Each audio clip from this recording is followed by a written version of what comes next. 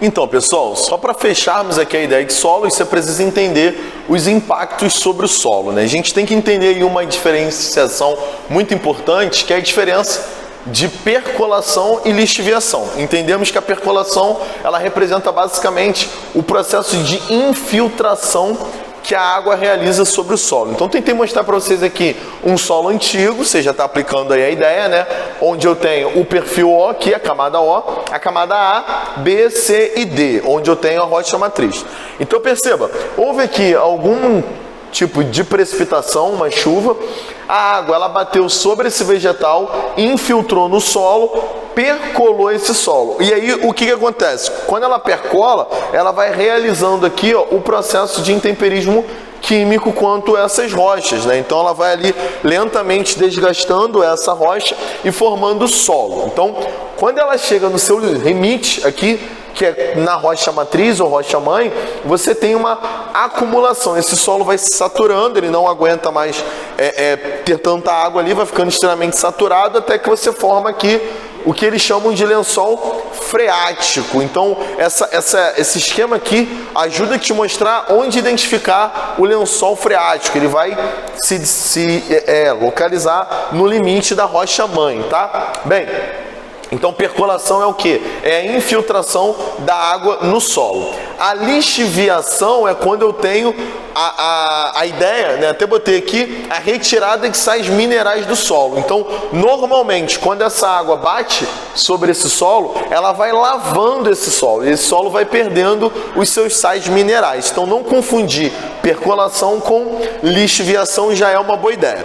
Vem para cá agora, né, para eu te apresentar os principais impactos, os conceitos principais. Então, lixiviação, retirada dos sais minerais do solo. É a perda, né, de sódio, de potássio e de cálcio. Laterização é a consequência da lixiviação. Então, esse solo ele vai ficando sem esses nutrientes, ele vai ficando um solo com blocos, né? Vai aí formando o que a gente chama de solo laterítico, que é aquele solo como se fosse pedaços de pedra, pedregulhozinhos, tá? Então botei aqui, ó, condição de meteorização do solo. Então pensa num solo pedregoso, um solo ruim, um solo que não é tão bom assim para o aproveitamento. Formação de sulcos. Os sulcos são as pequenas fendas.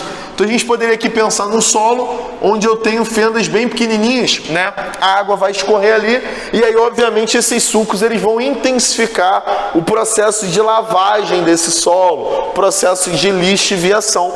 Essas fendas vão evoluindo, elas vão ficando maiores e são classificadas a partir daí como ravinas. Então, botei aqui, ó, ravinas são as fendas médias, tá? É um processo intermediário entre sulcos e vossorocas.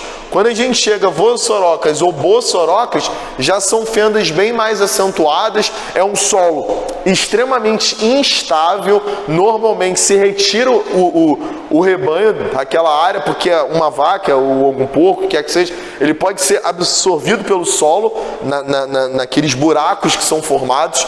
É uma área muito propícia, né, ao processo de deslizamento do solo, que a gente está acostumado a ver aí normalmente em época de verão, onde as encostas elas cedem, né? Então, esses processos aqui eles são processos sequenciais, tá? Desde a lixiviação até a vossoroca são processos sequenciais. Processo de arenização. Esse solo vai ficando completamente, né, desconectado, um solo desagregado, e aí você tem os grãos soltos, que é a formação do que a gente chama de arenização.